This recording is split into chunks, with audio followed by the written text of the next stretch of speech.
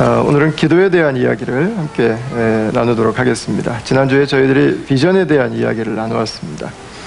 비전은 하나님이 그분의 백성들에게 보여주시는 비전은요, 하나님께서 회복시키실 것에 대한 비전이라고 할 수 있습니다.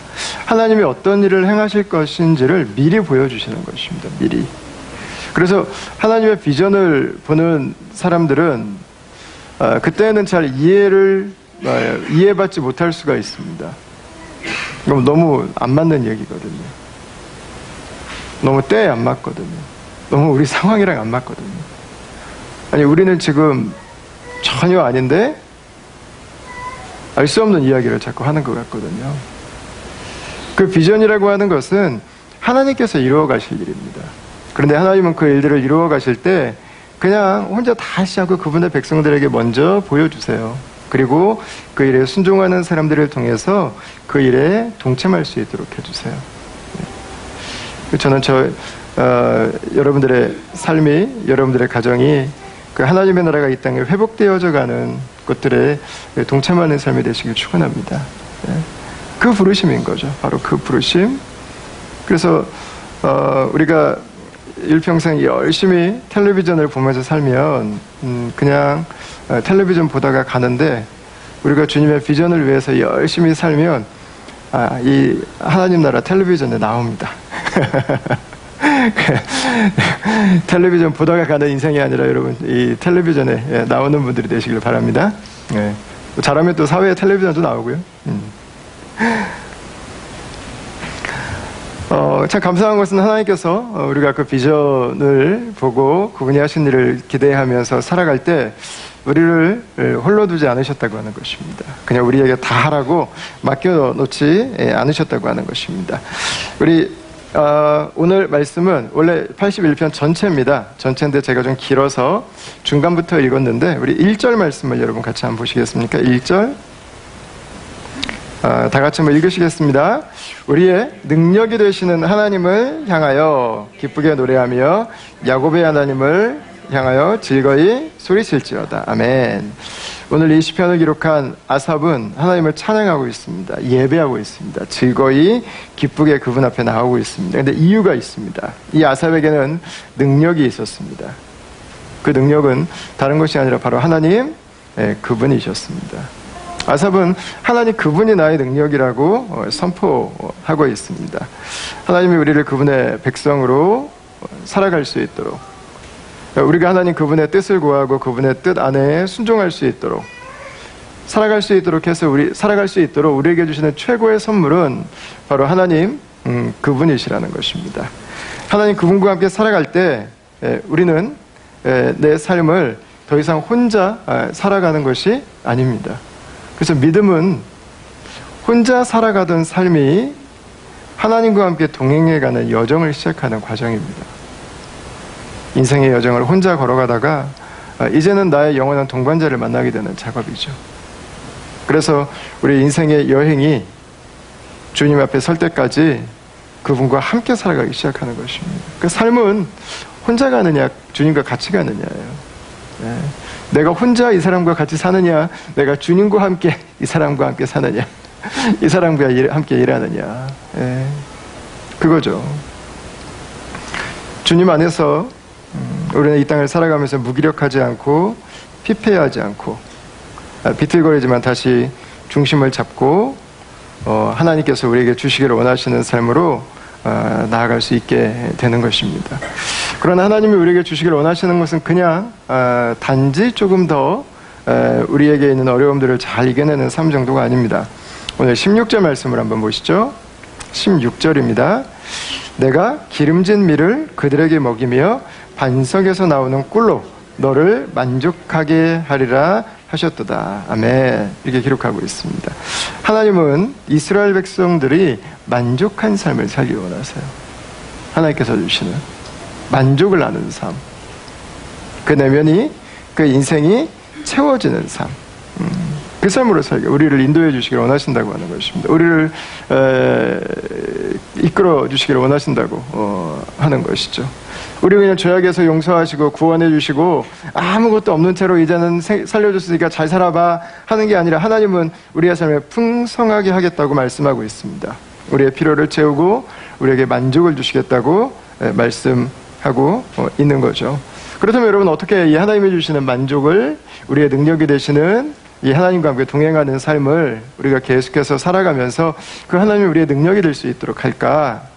그것에 대해서 오늘 시인은 82편 1편 9절과 10절에서 이렇게 말씀하고 있는 것입니다. 우리 다 같이 한번 읽어보시도록 할까요? 너희 중에 다른 신을 두지 말며 이방 신에게 절하지 말지어다. 나는 너를 애굽 땅에서 인도하여 낸 여호와 내 하나님이니 내 입을 크게 열라. 내가 채우리라. 아멘. 오늘 이 시에서 아삽이 우리에게 권면하는 것은 다른 데 가서 헤매고 다니고 여기 뭐 있나 거기 떠들어보고 다니고 그러지 말고 다른 데 마음 빼앗기지 말고 하나님께로 나오라고 하는 것입니다. 하나님께 나와서 그분을 구하라는 것입니다. 그분을 찾으라는 것입니다. 그분과 함께 살아가는 것입니다. 그러니까 여기 가면 이게 있을까, 저기 가면 저게 있을까, 방황하며 다니는 삶을 하나님께 집중하는 시간으로 바꾸라는 것입니다. 그래서 너를 애굽에서 인도하여 낸 내 하나님, 그 여호와 앞에 내 입을 크게 열라고 말씀하고 있습니다. 내 입을 크게 여는 것은 기도하는 거겠죠. 그죠? 기도하는 거. 하나님, 제가 주님께 왔습니다. 주님, 제가 주님과 오늘도 함께 동행하는 삶을 살 수 있어서 감사합니다. 주님 앞에 나오는 것입니다. 우리 세대는 기도를 선택의 문제라고 생각하죠. 기도를 할 수도 있고 안 할 수도 있다고 생각합니다. 바쁘거나 다른 일들이 있다면 우리는 기도를 안 할 수도 있다고 생각하고 살아갑니다. 그러나 여러분, 기도는 우리의 선택의 문제가 될 수 없습니다. 이것은 본질의 문제입니다.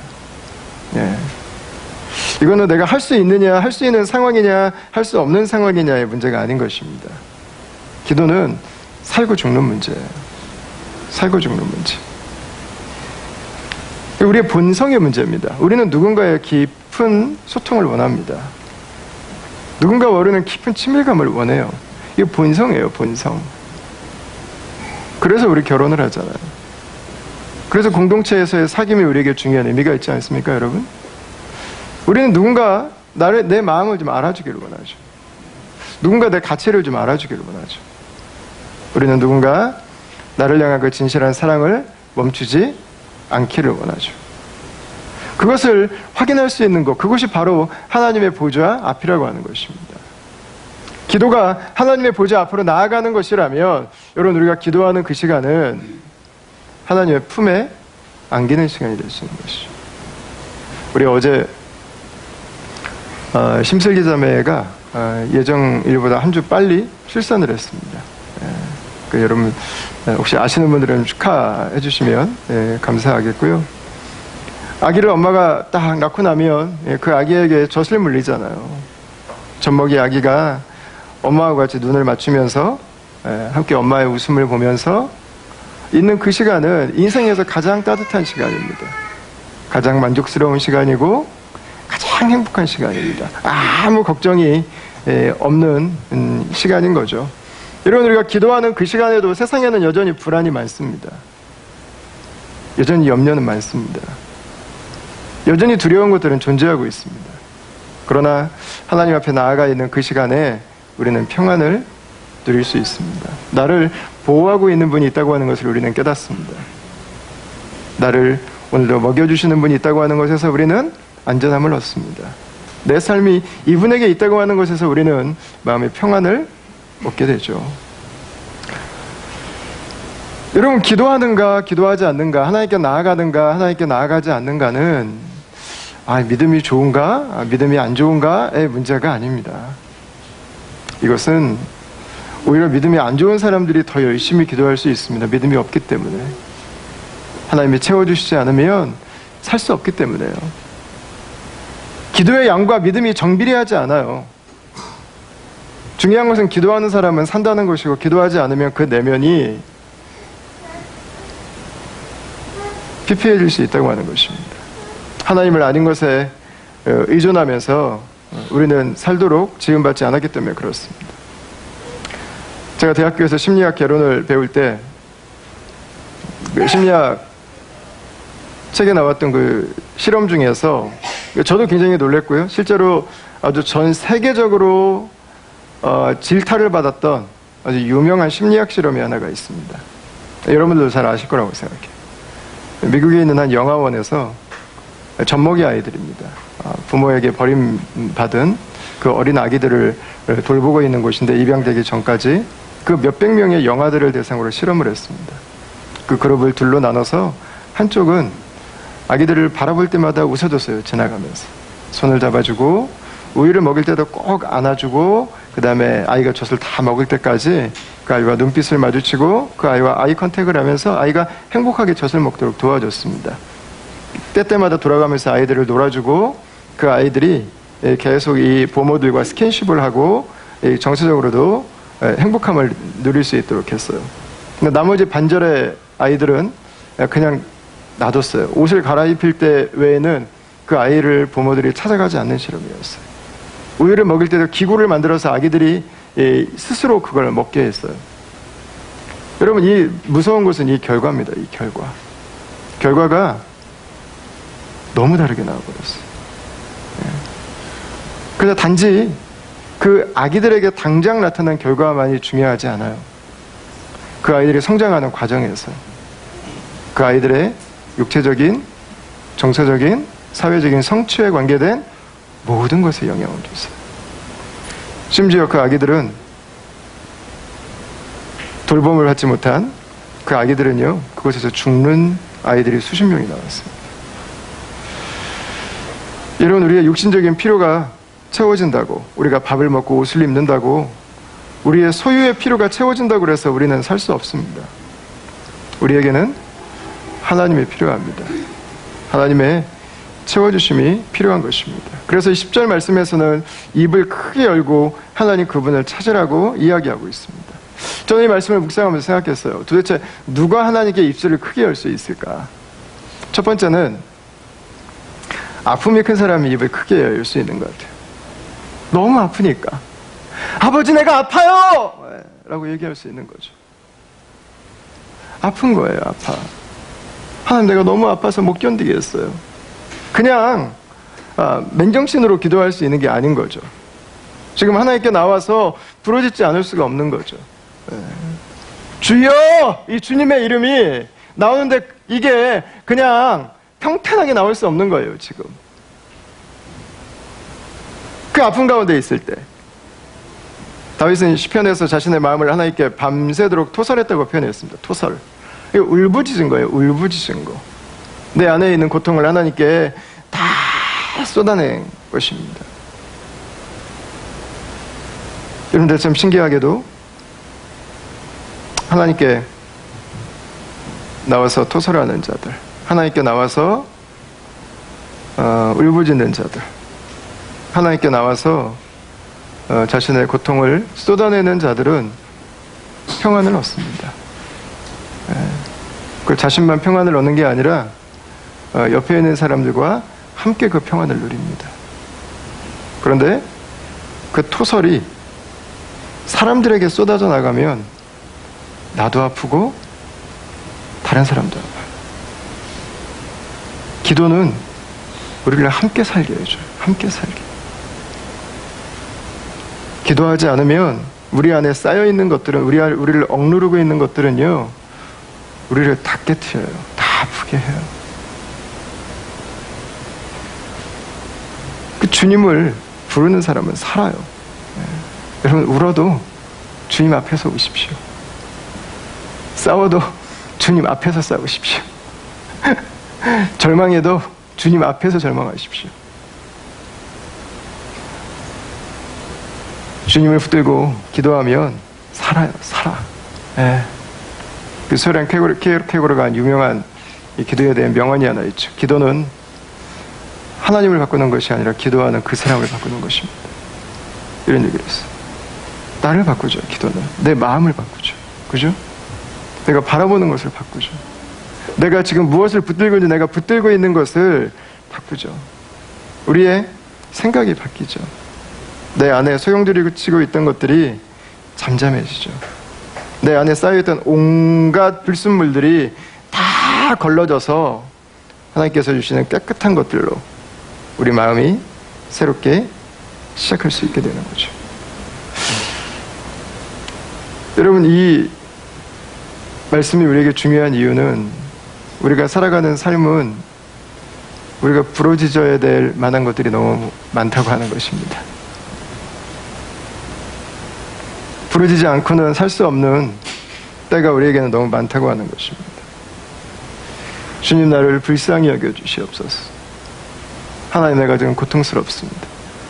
여러분, 이 기도를 하지 않고 살아갈 수 있는 사람들은 없다는 거죠. 예수님을 믿을 때 여러분 너무 예쁘게 믿지 마세요. 너무 예쁜 척 하지 마세요. 예수님 믿을 때. 예수님 너무 쿨하게 믿지 마세요. 예수님 너무 우아하게 믿으려고 하지 마세요. 우아한 인생은 없어요. 그렇게 예쁜 인생은 없어요.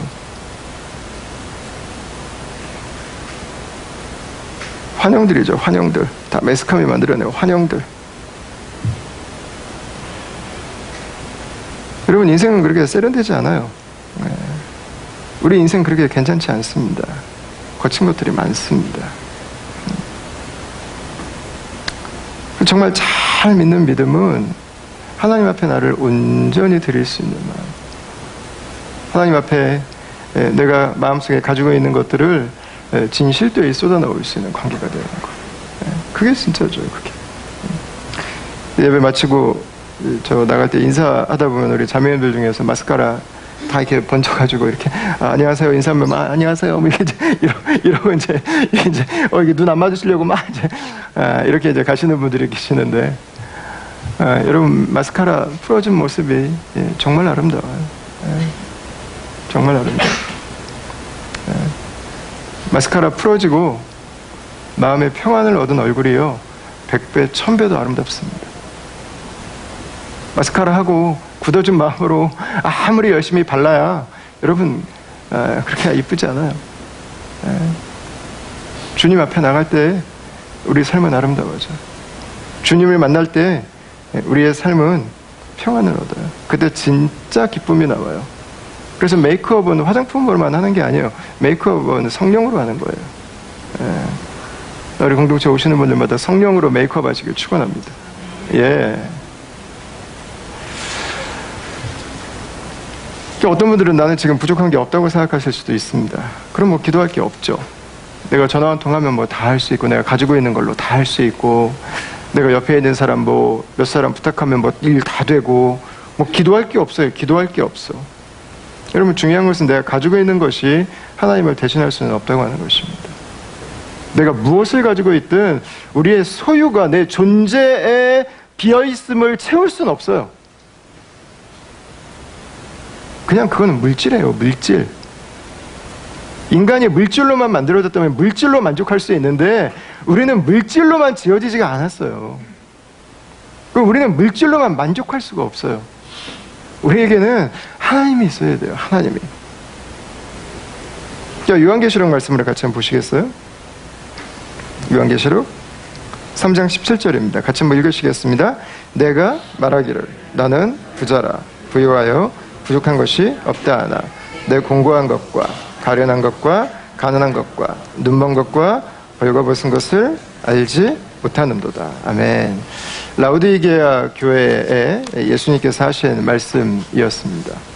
여러분, 이 교회는 라우디게아라고 하는 두 개의 강이 만나는 아주 좋은 입지 조건을 가진 동네에 있었습니다. 여기는 그 물과 좋은 입지 때문에 천을 만드는 공장들이 많았었습니다. 그래서 그걸로 굉장히 많은 부를 향유하고 있었습니다. 그들이 누릴 수 있는 문화, 문명을 만들고 있었던 그런 도시였습니다.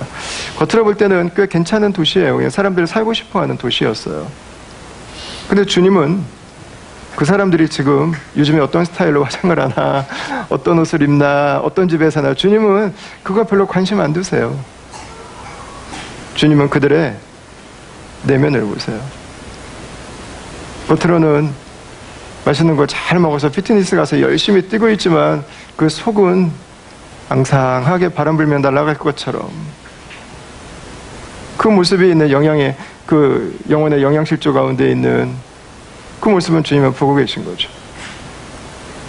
앙상한 그 모습, 간신히 허덕거리면서 서 있는 그 모습을 주님은 보고 계신 거예요.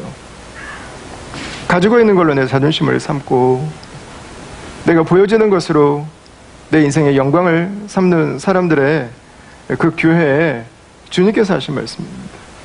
겉으로는 부유하지만 그러나 영혼은 메마른 가운데 끔찍한 몰골로 되어 있는 그 모습을 주님은 보여주신 거죠.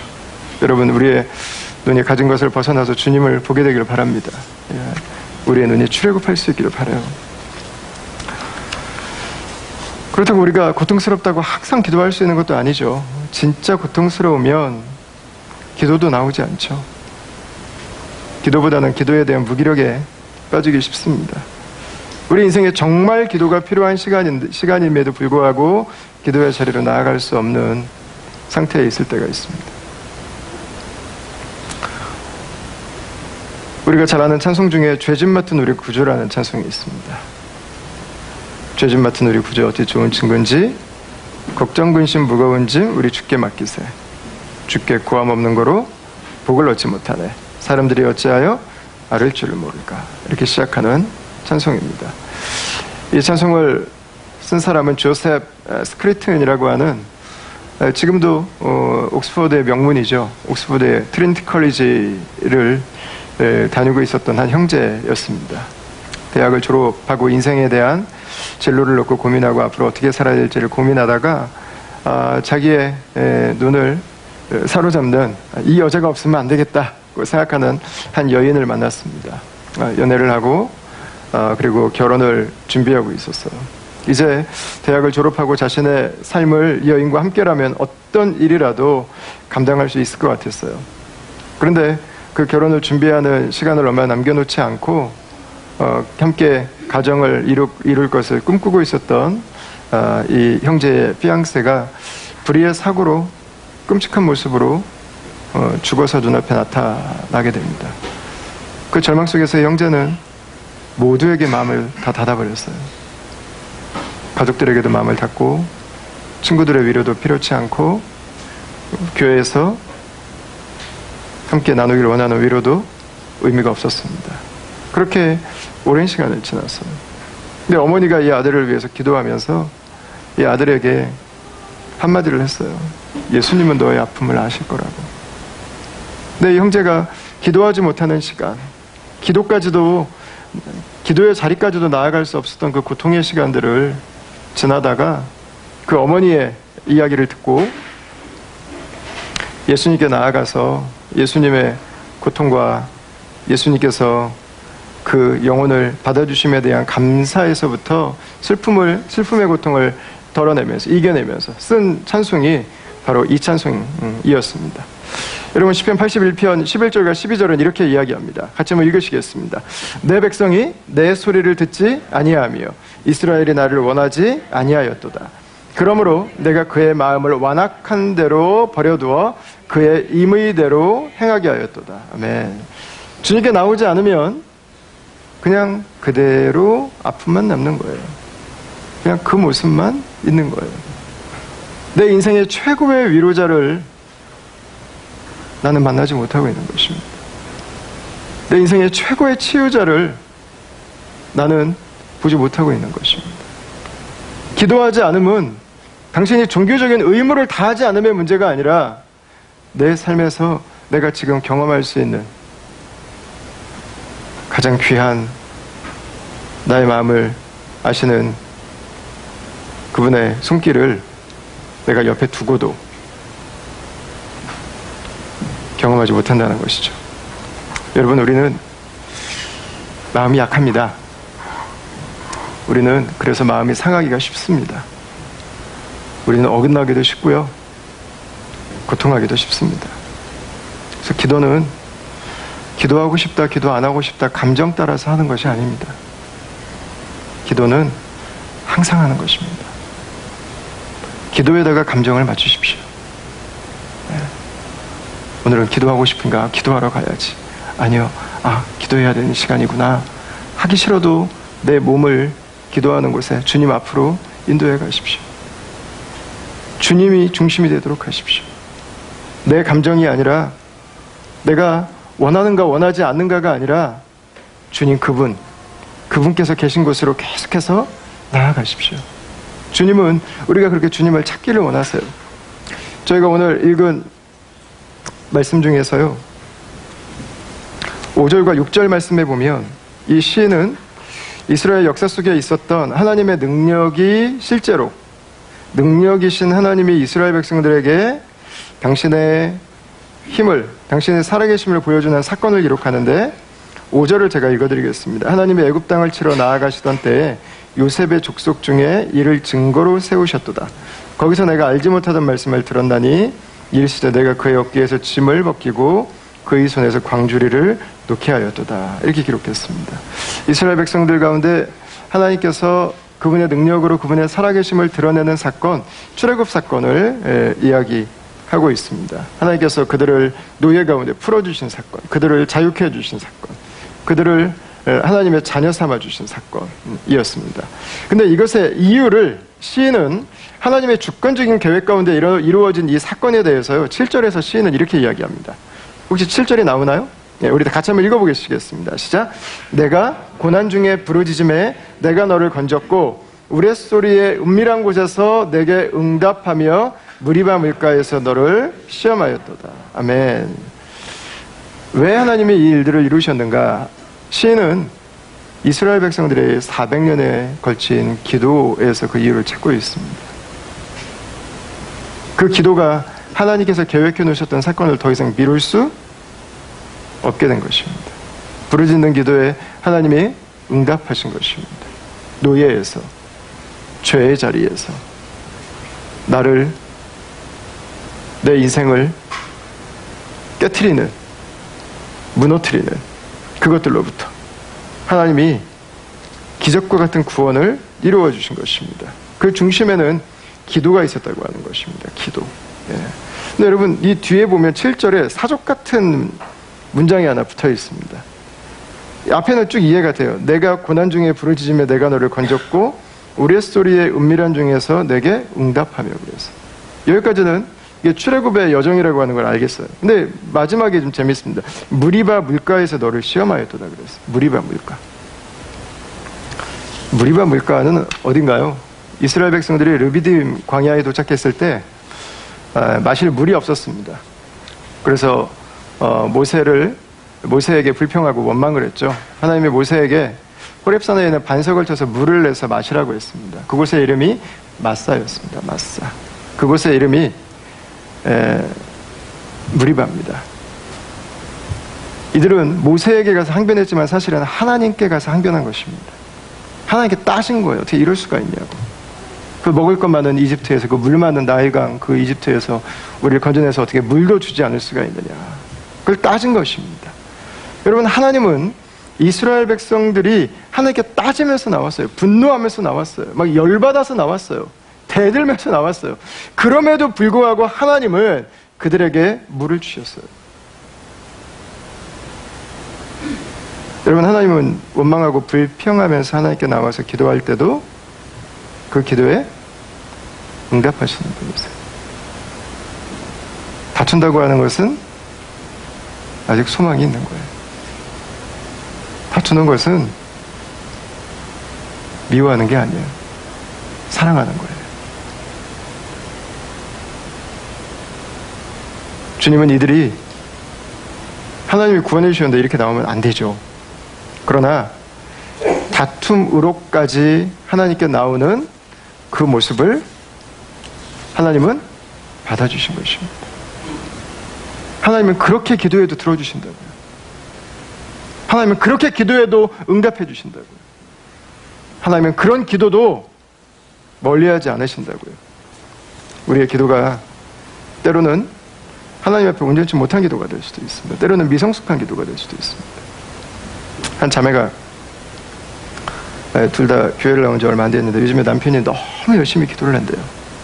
이 밤낮으로. 근데 무릎을 꿇고 기도를 한대요. 이 아내가 너무 놀래가지고, 아니, 이 사람이 혹시 사업에 좀 문제가 생겼나? 나한테 말을 못하고 있는 게 있나? 이거 갑자기 왜 안 하던 짓을 이렇게 하고 있나 싶어가지고, 남편이 기도하고 있는데 옆에 이렇게 들어갔더니 께서 뭐 손이 뭐 어떻고 뭐 그래서 이게 뭐 모르니까 남편한테 물어봤대요. 아니, 도대체 요즘에 왜 이렇게 기도를 열심히 하냐고, 도대체 나 모르게 지금 기도하는 게 뭐냐고. 그랬더니 자기가 손흥민 선수를 위해서 지금 기도를 하고 있다고. 그 손흥민 선수 위해서 왜 이렇게 열심히 기도하냐고. 축구 광인데요. 형제가. 주님, 저는 손흥민 선수가 프리미어리그에서 게임하는 것을 계속 보고 싶습니다.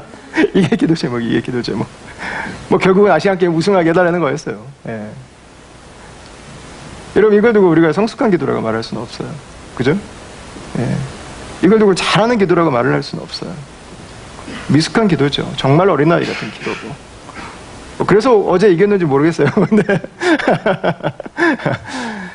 여러분, 그러나 중요한 것은 우리 어린아이들이 말을 배울 때 처음부터 온전한 말, 부모들이 다 기쁨이 되고 이런 말을 해야지라고 하는 말을 다 하지 않습니다. 부모가 생각할 때는 이제 이런 말 하면 안 되는데 하는 말도 튀어나오는 거예요. 하나하나를 다 배워가는 거예요. 괜찮은 거예요. 괜찮은 거예요. 하나님은 대항하면서 원망하면서 불만을 가지고 나오는 그 기도까지도 하나님은 받아주신대요. 하나님은 응답하신대요. 하나님은 물리치지 않으신대요. 그래서 우리의 삶에 약함이 있는 사람, 그들이 입을 벌리는 기도를 할 수 있습니다.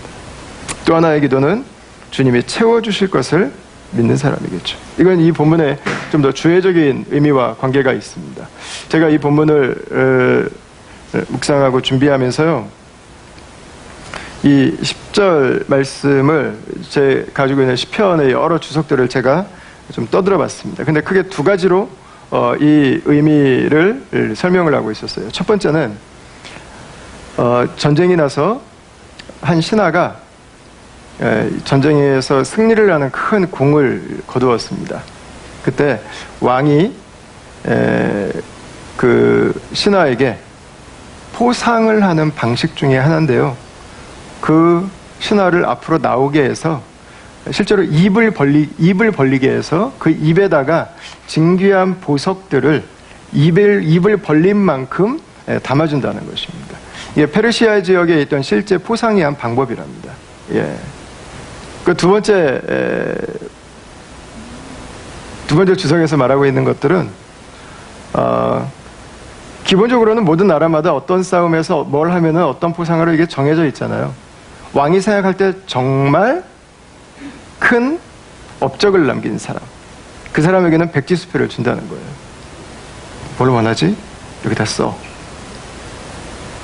내 입을 넓게 열라고 하는 것은 쓰는 대로 주겠다고 하는 그 왕의 요청이라고 하는 것입니다.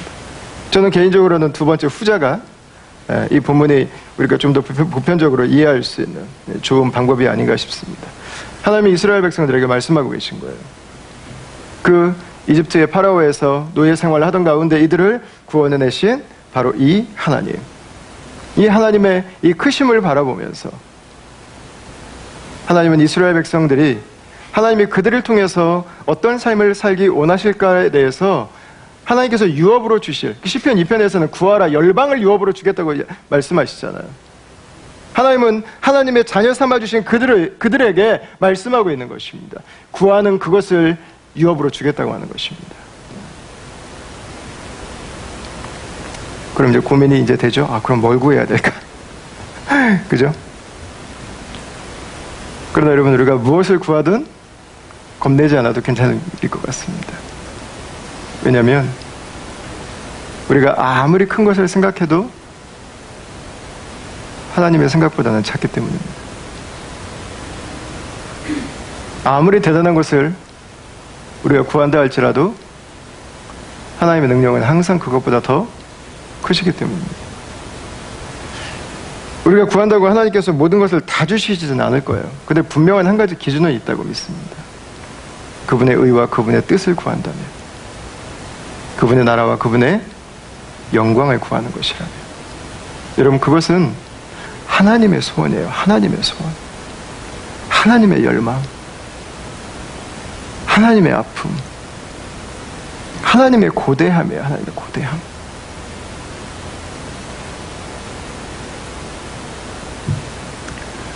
저는 그랜드 캐니언을 처음 갔을 때 그 생각을 했습니다. 앞에 쫙 벌어져 있는 그 몇백 킬로미터의 계곡을 보면서요, 정말 입이 쫙 벌어지더라고요. 아무 말을 못했는데 나중에 돌아와서 그 생각을 했어요. 아, 이게 하나님의 정원에 이게 구탱이에 있는 거구나. 그 생각을 했어요. 하나님의 크심이. 나이아가라 폭포를 혹시 다녀오신 분이 계시다면, 하나님의 정원의 구석에 있는 작은 분수대입니다. 하나님은 크신 분입니다. 하나님은 우리가 무엇을 기도한다 해도 하나님은 우리의 기도보다 크신 분입니다. 하나님은 우리가 무엇을 꿈꾼다 해도 하나님은 우리의 꿈보다 크신 분입니다. 여러분, 예수님이 가지고 있는 꿈은 열방이 하나님을 예배하는 것입니다. 세상 모든 민족들이 이 시편 81편 16절 말씀에 나오는 이 하나님의 만족함을 누리는 데까지 가는 것입니다. 우리가 주의 뜻 안에서 우리가 주의 영광을 구하면서 우리가 무엇을 구하든, 여러분, 그건 하나님께 크지 않아요.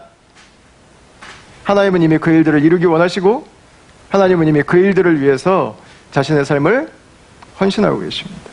그러니까 하나님께서 이스라엘 백성들에게 나에게 구하라, 입을 크게 열고 나에게 구하라 라고 여러분 말씀하신 이유는 뭐겠습니까? 이스라엘 백성들이 400년 동안 노예 생활에서 그들에게 한 가지 굳어진 습성이 있을 것입니다. 노예의 최고의 기도 제목은 뭐죠? 오늘 하루 문제가 없기를.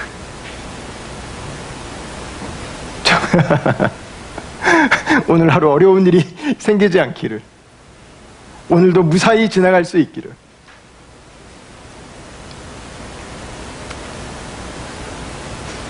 하나님이 일하신다면 어떤 일들이 일어날 수 있을까? 보다는 하루하루 버텨내는 것. 거기에 마인드셋이 굳어있기가 쉽습니다. 그냥 죽지 않고 오늘 하루 사는 것만으로도 족하다고 여길 수도 있습니다. 그것이 기준입니다. 그러나 하나님은 그들에게 말씀하세요. 입을 크게 열라고요. 하나님께 구하라고요. 하나님 그분이 역사하실 거라고요. 하나님 그분이 함께 하실 거라고요. 하나님 그분이 우리를 통해서 당신의 일들을 행하실 거라고요. 여러분, 우리가 우리의 초점을 우리의 현실과 우리의 상황과 나의 약점에 포커스를 맞춰서 그걸 크게 보기 시작하면 우리의 기도는 놀랍게 점점점 작아집니다. 그리고 어느 순간에는 기도할 필요가 없습니다. 왜냐하면 내가 혼자 해도 다 할 수 있는 거예요. 아무것도 기대하지 않아요. 아무것도 바라지 않아요. 하나님이 아무것도 할 수 있다고 믿지 않아요. 그냥 내가 그냥 하는 대로 그냥 하고 딱 살아가면 되는 거죠. 여러분, 그러나 주님을 우리가 바라보면, 우리의 초점이 주님께 맞춰지면 우리의 기도가 커지기 시작해요. 우리의 기도가 달라지기 시작하죠. 그래서 기도하면서 내가 제일 먼저 놀라죠. 아니, 내가 지금 이 기도를 하고 있어. 지금 내가 제일 먼저 놀래. 내가 제일 먼저. 말도 안 되는 이 이야기를 지금 기도하고 있는 거죠.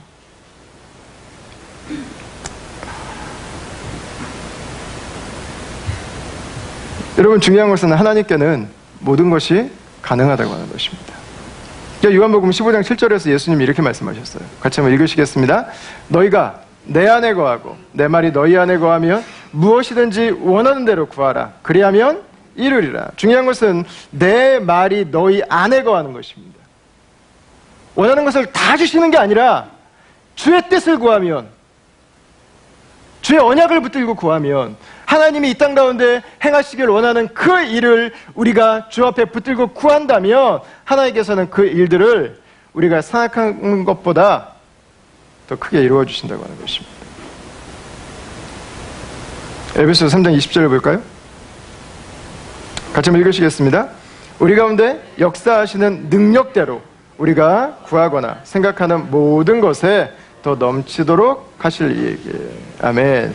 저는 여러분들의 인생에 이 말씀이 임하기를 축원합니다. 예, 여러분들의 인생이 오늘 하루가 모든 것이 아니라 모든 것에 더 넘치게 하시는 이로 인해서 채워지길 축원합니다. 그분의 만족을 누리며 살아갈 수 있기를 바라요. 예. 그냥 단순히 불행을 면하는 정도의 기도가 아니라 불행하든 불행하지 않든 관계없이 하나님께서 나에게 주신 그 삶을, 주님 그 축복을, 그 유업을 내가 누리며 살아가길 원합니다. 이 문제가 해결이 되든 안 되든 관계없이 하나님께서 나에게 주신 모든 삶을 통해서 하나님 당신이 나를 통해서 이루기를 원하시는 그 크고 놀라운 일들이 성취되어 갈 수 있기를 원합니다. 내 삶이 주 앞에 영광으로 드려질 수 있기를 원합니다. 여러분, 그 기도를 드리는 거죠. 우리 아버지 Father's Day를 지나고 있습니다. 우리가 아버지로 함께 기도하면서 주님, 제가 아내에게 더 이상 아내의 마음을 아프게 하지 않는 남편이 되길 원합니다. 제가 볼 때 이거는 불가능한 기도 제목인 것 같아요. 그러니까 기도, 그거보다는 나이가 들수록, 예, 당연히 그래야죠. 당연히. 긍정적인 초점을 맞추면 좋겠어요. 주님, 제가 나이가 들수록 제 아내에게 더 존경받는 남편이 되길 원합니다. 주님, 제가 나이가 들수록 제 자녀들에게 더 사랑받는 아버지가 되길 원합니다. 안 되는 게 아니라 하나님이 나에게 주실 것들을 구하는 거죠. 교사로 섬기신다면 아이들 특히 이제 우리 영아부 아이들이나 좀 어릴수록 사춘기 아이들 마찬가지로 말도 안 듣고 이게 어렵잖아요. 여기저기 막 돌아다니고 빽빽거리고. 우리 집에서도 마찬가지죠. 예. 그 모습을 보면서 우리가 기도할 수 있죠. 주님, 제가 승질을 참게 해주시옵소서. 여러분 화 내셔도 괜찮아요. 예. 어떻게 그거 다 참으려고 그러세요? 내셔도 괜찮아요. 여러분, 그것보다는 하나님, 이 아이들 가운데 윌버포스가 나오게 해주십시오. 하나님, 이 아이들 가운데 마틴 루터 킹이 나오게 해주십시오. 하나님, 이 아이들 가운데 빌리 그레이엄이 나오게 해주십시오. 이 아이들 가운데 자신의 가정을 기쁨으로 섬기는 어머니들이 나오게 해주십시오. 이 아이들 가운데 인격의 영향력으로 자녀들을 건강하게 세울 수 있는 아버지들이 나오게 해주십시오. 여러분, 아멘입니까? 아멘. 네. 바로 그것입니다, 여러분. 네. 모든 것에 더 넘치도록 하실 수 있는 분을 기대하는 것입니다. 여러분, 교회도 마찬가지잖아요. 그냥 간신히 그냥 하나님 임대료, 이번 주 임대료만 좀 나오게 해주십시오. 이 기도해도 되지만 하나님이 이 교회를 세워주셨는데 하나님 이 교회가 주님의 영광을 위해 존재하기를 원합니다. 이 도시에 있는 아파하는 사람들을 치유하는 교회가 되기를 원합니다. 이 교회가 주님의 교회를 건강하게 세우는 주님의 징검다리가 되기를 원합니다. 여러분, 이 기도 가능한 거죠? 네. 어차피 어려움을 갖고 있다며 어려움은 여러분 그냥 깔고 가는 거예요. 그냥 깔고 가는 거. 신경 쓸 문제가 전혀 아니에요. 어려움은 붙잡혀야 되는 게 아니라 그냥 깔고 가는 거예요. 깔고 가는 거. 네. 어려움이 아니라 하나님 하실 일을 기대하십시오. 하나님이 우리에게 주신 사명을 감당하면서 어려우나, 사명 없이 그냥 현실에만 어려우나, 여러분, 어려움은 다 똑같아요. 어려움이 우리 인생의 이유가 되게 할 필요가 전혀 없습니다. 왜냐하면 하나님께서는 그분의 백성들에게 당신의 비전을 주시고 그분의 백성들을 통해서 하나님 나라의 귀하고 놀라운 일들을 이루어 가시기를 오늘도 기뻐하시기 때문입니다. 말씀을 마무리해야 될 것 같습니다. 여러분, 주님은 오늘도 입을 크게 여는 자들을 기뻐하십니다. 우리에게 아픔이 있다면 주님은 우리가 아픔을 가지고 주님 앞에 나오는 것을 기뻐하십니다. 우리가 주님께 기도하지 못할 만큼 고통스럽다 할지라도 여러분, 그 고통을 가지고 주님 앞에 나온다면 주님께서는 그 가운데서 우리의 위로자가 되어주실 것입니다. 여러분, 주님은 주의 비전을 보는 자들이 입을 크게 열고 주의 나라를 구하기를 오늘도 기다리고 계십니다. 여러분, 우리의 입을 크게 열 수 있기를 바랍니다. 우리가 존재하고 우리가 살아가고 우리가 누릴 수 있는 것이 아니라 하나님께서 행하실 그 일, 하나님의 회복이 필요한 바로 그 사람들, 하나님의 역사가 이 땅 가운데 일어나야 되는 바로 그 거리와 그 도시들을 우리의 마음에 품고 주님께서 하실 일들을 기대하며 기도하고 헌신하며 주 앞에서 기도하네요. 윌리엄 캐리가 마지막에 인도에 가면서 했던 유명한 말이 있습니다. 목회자들이 다 인도에 선교사를 가는 걸 반대했습니다. 막았습니다. 근데 세계 선교의 필요성을 느꼈던 지인 몇 사람들과 함께 선교회를 조직하고 그 다음에 윌리엄 캐리가 인도로 가는 배를 타기 전에 함께 나와 있던 그 기도 그룹에게 윌리엄 캐리가 했던 아주 유명한 말이죠. 하나님께서 행하실 위대한 일을 기대하십시오. 그리고 하나님을 위해서 위대한 일을 시작하십시오. 여러분, 저와 여러분들의 삶이 그 하나님의 일에 붙들려서 이번 한 주도 살아가게 되는 그런 축복된 한 주가 될 수 있게 되기를 주의 이름으로 축원합니다.